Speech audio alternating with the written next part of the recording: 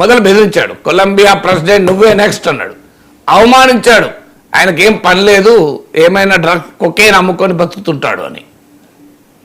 ఇక తర్వాత నీ అటాక్ చేస్తానన్నాడు. లొంగ తీసుకునే ప్రయత్నం చేశాడు. ఆయన లొంగిపోలే, తిరగబడ్డాడు. ఇప్పుడు ఏం చేశాడు, వైట్ హౌస్కి ఇన్వైట్ చేశాడు. This is how Trump functions. Trump Jinping విషయంలో అదే. జింపింగ్ ఏం చేశాడు, చైనా పైన 145% అన్నాడు, 250% అన్నాడు. చైనా ఏం చేసింది, రిటాలియేట్ చేసింది. అమెరికా నుంచి సోయా కొనడం మానేసింది.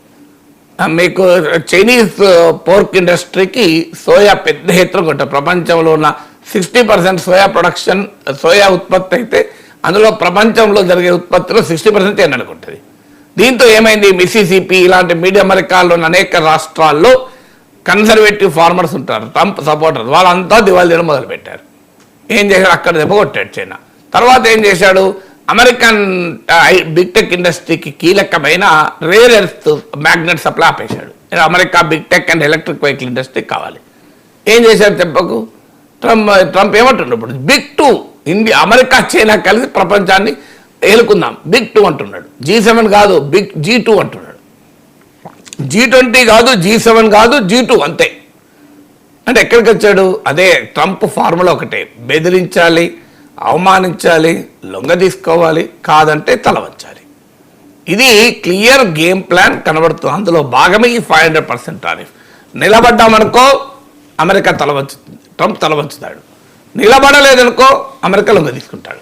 అందువల్ల నరేంద్ర మోడీ ప్రభుత్వం ముందు 2 ఆప్షన్స్, లొంగిపోతావా లేదా తల వంచేలా చేస్తావా. 200 ఏళ్ల బ్రిటిష్ సామ్రాజ్యవాదానికి వ్యతిరేకంగా, వలసవాదానికి వ్యతిరేకంగా పోరాడి ఆసియా, ఆఫ్రికా, లాటిన్ అమెరికా దేశాల స్వాతంత్ర పోరాటాలకు ఒక వేగుచుక్కగా నిలబడ్డ భారతదేశం లొంగిపోకూడదు, తలవంచేలా చేయాలి. బ్రిటన్నే తలవంచేలా చేశాం, ఇప్పుడు ట్రంప్నైనా తలవంచేలా చేయాలి. మోడీజీ ముందు ఆప్షన్ అది. అయ్యా, ఈ దేశ ప్రధానిగా తలవంచకండి, లొంగిపోకండి, నిలబడండి. ఒక కొలంబియా చేయగలిగిన పని మోడీ చేయలేడా? రష్యా అధ్యక్షుడు పుటిన్ మీ ఫ్రెండే కదా. ఇది అమెరికన్ సామ్రాజ్యవాదం, అమెరికన్ నయా సామ్రాజ్యవాదం అని వెనుజులా పైన తిరగబడుతున్నాడు. పుటిన్ అమెరికాకు క్లోజెస్ట్ ఫ్రెండ్ కదా ట్రంప్కు. ఇప్పటి ఫ్రెండ్ కాదు, ట్రంప్ ఫస్ట్ టైం నుంచి ఫ్రెండ్. ఈవెన్ ట్రంప్కు అనుకూలంగా ఎన్నికల్నే మ్యానిపులేట్ చేశాడు పుటిన్ అని చెప్పి ఆరోపణ కదా. మరి పుటిన్ ఏం చేస్తున్నాడు ఇవాళ, ఖబర్దార్ అంటున్నాడు, మీరు మా క్షిప్లం పట్టుకున్నారు, దిస్ ఈజ్ సామ్రాజ్యవాదం అన్నాడు. మన మోడీ ప్రభుత్వ స్టేట్మెంట్ ఏంటి, అమెరికా పేరు కూడా చెప్పలే. అమెరికా పేరు కూడా లేకుండా కొలంబియాలో సంయమనం పాటించాలి, చర్చించుకోవాలి, దౌత్యం ద్వారా పరిష్కరించుకోవాలి, వెనుజులా ప్రజల బాధల పట్ల మేము ఆవేదన చెందుతున్నాం. ఏంటండి ఇది, ఈ స్పైన్లెస్ స్టేట్మెంట్ల వల్ల ట్రంప్ ఇట్టాడా? కొలంబియా ఏమన్నాడు, కామ్ గెట్ మీ అన్నాడు, కామ్ అన్నాడు. ఏం చేశాడు, అందరూ ఏమనుకున్నారంటే మధుర ఇట్లనే అన్నాడు. సో గెట్ మీ అన్నాడు, అన్నప్పుడు లోపలేసాడు. సో కొలంబియా ప్రెసిడెంట్ కూడా అంటున్నాడు, లోపలేస్తాడు అనుకున్నాడు. ఏమైంది, వైట్ హౌస్ ఆహ్వానించాడు. మీకు ఏదైనా జోహరన్ మమ్దాని ఎంత తిట్టాడు, కమ్యూనిస్టు, అసలు ఇస్లామిక్ టెర్రరిస్ట్ అన్నంత లెవెల్లో తిట్టాడు.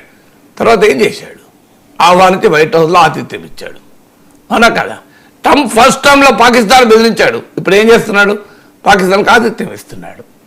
మీరు ఒక్కరి విషయంలో కాదు, ట్రంప్ వ్యవహారశాలి మొత్తం ఒకటే ఫార్ములా, బెదిరించాలి, అవమానించాలి, లొంగ తీసుకోవాలి, కాదంటే తల వంచాలి.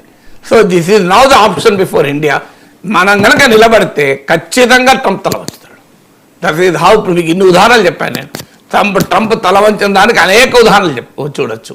So it is option before India.